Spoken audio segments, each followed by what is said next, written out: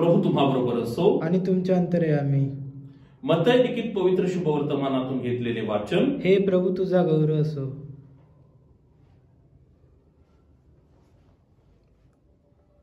तू जर जेव्हा जेव्हा प्रार्थना करीतोस तेव्हा तेव्हा आपल्या खोलीत जा व दार लावून घेऊन आपल्या गुप्तवासी पित्याची प्रार्थना कर, म्हणजे तुझा गुप्तदर्शी पिता तुला तिचे फळ देईल.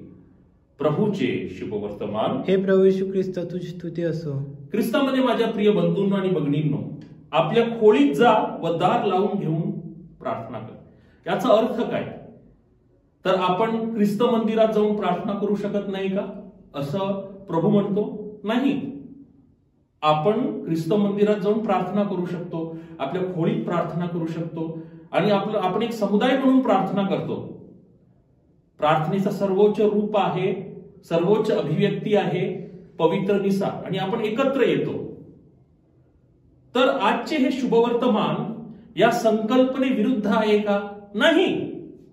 हे एक उपमानुमान आहे, रूपलंकार आहे.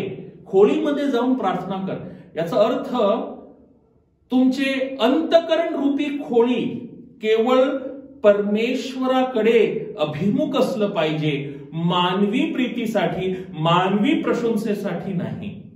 याचा अर्थ, आध्यात्मिक अर्थ व उद्देश हेच आहे.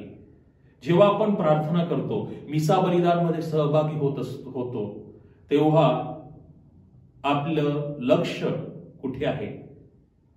संपूर्णपणे प्रभूकडे आहे. आपलं अंतकरण कोणाकडे अभिमुख आहे? संपूर्णपणे प्रभूकडे अभिमुख आहे का, की मानवांवर अभिमुख आहे? आमेन.